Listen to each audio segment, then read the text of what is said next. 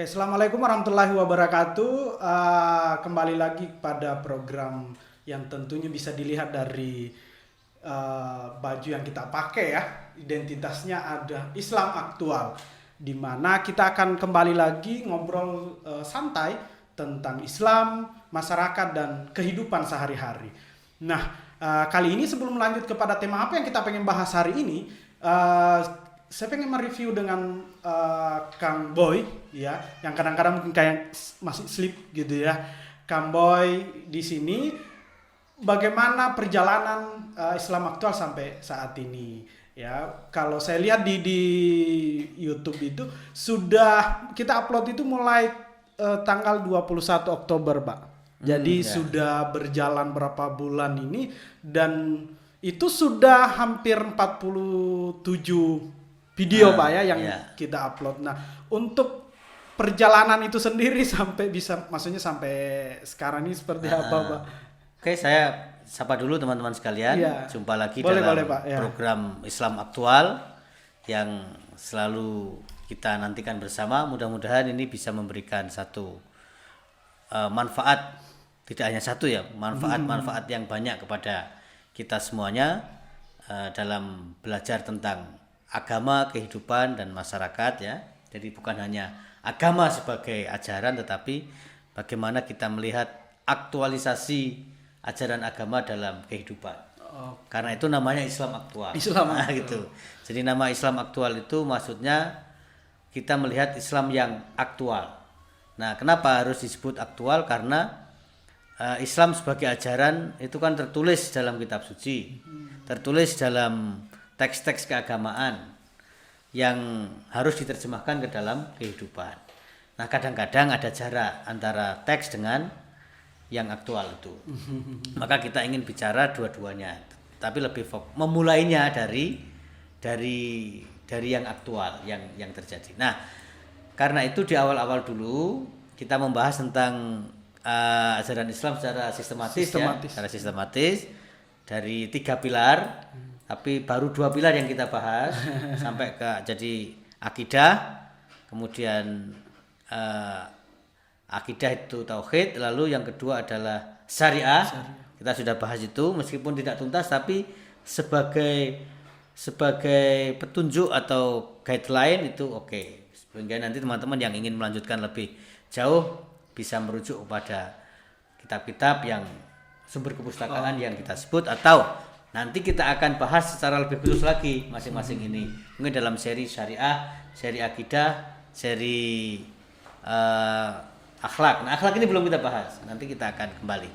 Kemudian mengikuti perkembangan situasi supaya tidak selalu monoton yang urut-urutan materi gitu. Maka kita juga merespon isu-isu terkini. Sehingga kita bicara tentang virus corona. Kita juga menghadirkan warna lain, misalnya dengan membahas warisan kebudayaan, sejarah, misalnya bicara tentang Sunan Derajat. Nah, kemudian ada juga Sunan Kalijaga dan seterusnya. Sehingga kalau teman-teman mengikuti perkembangan materi-materi di Islam aktual ini, memang ada yang sistematis, ada yang sifatnya merespon kejadian-kejadian sesaat atau kejadian-kejadian yang tengah terjadi, tapi nanti tetap itu semuanya diikat dalam satu kategori besar, yaitu Islam aktual. Oke. Jadi memang ini Islam aktual ini memang akan mengalir gitu aja Pak ya, mengalir. Artinya ada nanti mungkin pembahasan secara sistematis, ada yang tematis. Ya, betul. Ada yang sistematis, ada yang tematis. Dan ada yang mungkin nanti kadang-kadang kan Pak, sebelumnya Kambo ini sering solo aja ya, bercerita sendiri. Karena Bapak Kambo ini memang sangat artikulasi dalam bercerita itu sangat luar biasa. Jadi ada yang solo, tapi juga ada yang diskusi, model diskusi seperti ini. Nah, kali ini kita akan membahas mungkin tema khusus yang mungkin Bapak Kambo juga pernah menulis di dalam artikel tertentu di media online. Ya. Nah, yaitu benarkah gitu Pak ya, benarkah orang yang studi ke luar negeri atau sekolah di luar negeri itu akan menjadi liberal? Nah, Temanya iya. seperti itu. Tapi teman-teman sekalian, mungkin kita tidak akan membahas secara ini bagaimana perjalanan Kambo ini untuk mencari beasiswa ya dan sebagainya, tidak sampai di situ karena teman-teman bisa mencari saya kira di media online ya, terutama itu sudah sangat banyak ya. Bagaimana Dan kita juga punya Nggih. seri khusus kan, jejak persinggahan. Jejak persinggahan ada seri khusus. Jadi mungkin lebih kepada kenapa sih orang ketika keluar negeri itu apa yang berubah misalnya, berupa apa pemikirannya, perilakunya, sampai mungkin sampai diidentikan bahwa orang akan jadi liberal. Nah, pertanyaan mendasar dulu Pak. Pertama awal ke luar negeri itu studi itu tahun berapa Bapak? Saya berangkat tahun 2005. Ya, 2005. Untuk S2 itu 2005 sampai 2007. 2007. 2,5 tahun. Karena semester pertama itu ada yang namanya bridging program. Bridging program itu semacam pengantar gitu. Pengantar untuk membiasakan diri dalam iklim akademik di kampus yang dimana saya belajar itu, yaitu di Australian National University di Canberra di Australia. Jadi kebetulan saya dapat program yang 2,5 tahun, sehingga agak lama. Oke, agak lama. Apa perubahan mendasar Bapak ketika misal, tentu was-was Pak ya sebelum berangkat Ya. Pak ya. Ini akan terjadi apa, ini akan berubah apa? Nah, kita ini kalau datang ke sebuah tempat baru, Oh iya Pak. masyarakat baru, kebudayaan baru, pasti mengalami yang disebut dengan culture shock. Wow. Jadi kita was-was ya. Misalnya waktu pertama kali datang ke Australia itu kan ada perasaan bagaimana saya akan menjalani kehidupan di sana di tengah masyarakat yang asing dengan saya. Maksudnya asing itu tadi secara nilai kebudayaan mungkin nilai sama ya, tapi artikulasi nilai itu berbeda yang menjadikan kita kadang-kadang agak berbeda. Kemudian ada stereotip, baik kita sebagai pendatang maupun kita pendatang kepada penduduk lokal. Apakah itu pasti Bapak dalam kehidupan sehari-hari? Maksudnya ketika kita berkunjung ke suatu tempat selalu ada pandangan stereotip tadi itu, negatif itu. Tidak selalu, tetapi pada umumnya begitu, apalagi kalau kita tidak punya cukup bekal gitu ya. Katakanlah sebelum kami berangkat ke luar negeri itu kan sebenarnya ada satu kursus ya, Ya.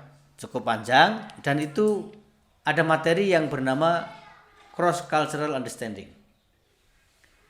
Sudah diberikan materi yang bernama cross cultural understanding, tapi kadang-kadang materi itu juga karena berada pada level pemikiran ya, kognitif, sehingga ketika kita datang itu tetap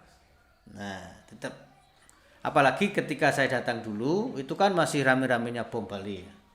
Tahun 2005 Pak ya? 2005 masih sangat dekat Sangat dengan- dekat.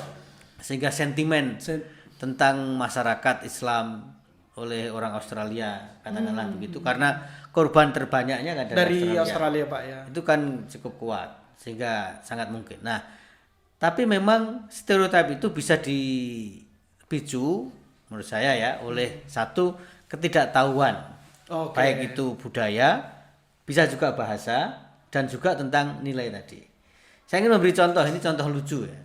Jadi ada anekdot-anekdot itu yang berkembang di media sosial atau cerita-cerita yang lucu-lucu begitu. Ada dua orang pemuda, nampaknya sih secara ini kalau dilihat dari logatnya itu Melayu gitu ya. Melayu dalam arti entah orang Riau atau orang Malaysia gitu. Dari cara dia ngomong gitu. Datang ke Jawa untuk entah bekerja, entah bermain, tapi diceritakan mereka membeli makanan. Nah, yang jual itu ibu setengah bayar begitu, bawa makanan. Sebenarnya dia penjual gedung.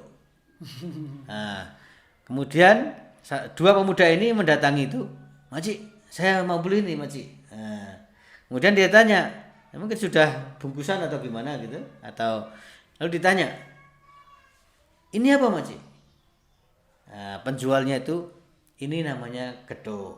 Oh kalau begitu gedoknya satu makcik. Nah dia lalu beli gedok satu. Kemudian dia tanya lagi bungkusan yang lain, kalau ini makcik?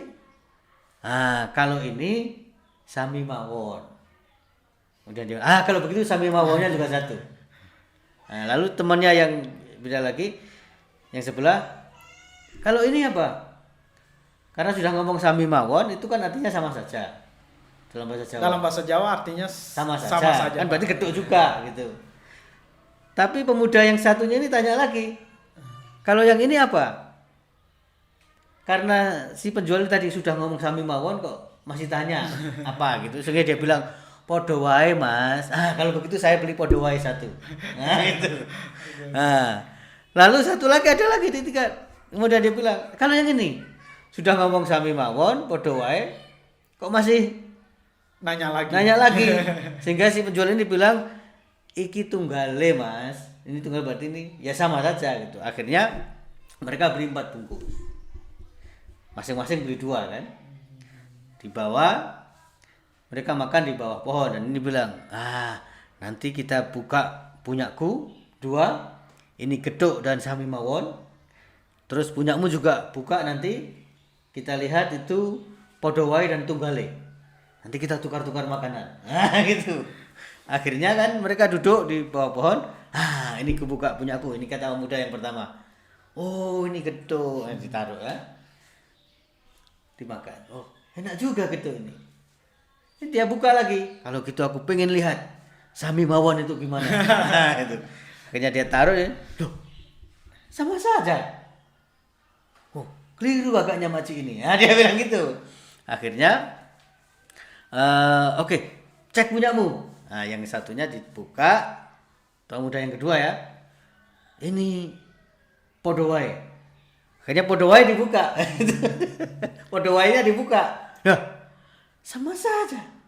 Agaknya makcik ini nipu kita. Gitu. Akhirnya coba yang terakhir dilihat. Cek tunggale juga dilihat itu, tunggale. Dan ternyata juga gedok. Akhirnya 2 pemuda ini marah. Ternyata makcik ini nipu kita. Nah, apa moral cerita ini? Stereotip itu bisa muncul dari ketidakfahaman orang terhadap konteks kebudayaan dan bahasa. Ya, orang Jawa kan mengatakan sama saja. Tetapi untuk mengatakan sama saja itu ada banyak cara. Sami mawon itu bahasa tinggi. Podo wae itu bahasa untuk orang dengan sebaya. Tunggale itu ya sama saja gitu. Jadi nah ini contoh ya.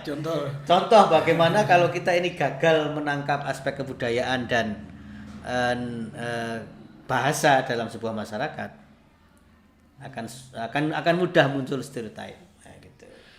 Berarti Pak dalam perjalanan misalnya kita ke suatu tempat itu berarti shock culture yang Bapak jelaskan tadi itu pasti terjadi Bapak. Shock culture setiap orang ketika berkunjung ke... Saya kira pasti terjadi. Shock culture pasti terjadi. Tapi stereotype bisa terjadi, bisa tidak. Cuma dalam bahasa Inggris, the likeliness-nya itu lebih tinggi. Kemungkinan terjadi stereotype itu jauh lebih tinggi ketimbang tidak. Nah, baru setelah kita punya pengalaman perjalanan, pengalaman pergaulan yang luas, yang namanya stereotip itu pelan-pelan akan hilang karena kita sudah punya cara pandang yang luas. Itulah makanya kalau anak-anak muda zaman sekarang bilang ngopi ini kurang adoh, ngopinya kurang jauh, itu saya setuju betul tuh. Itu bukan guyonan, pakai guyonan tapi sebenarnya filosofinya dalam itu. Fantasiru fil art, bertebaranlah di muka bumi itu. Maksud ayat itu banyak ya, tapi bisa juga kita hubungkan bertebaran di muka bumi itu artinya semakin banyak kamu berjalan mengelilingi bumi, mengelilingi alam semesta ciptaan Tuhan ini, maka semakin banyak kebijaksanaan yang kamu dapatkan. Nah, saya sendiri misalnya, ya, mungkin punya cara pandang yang sempit terhadap satu masyarakat, atau bayangan tentang masyarakat itu terlalu baik atau terlalu buruk misalnya gitu. Begitu kita datang ternyata ada yang terkonfirmasi benar, ada yang terkonfirmasi salah. Oke Pak.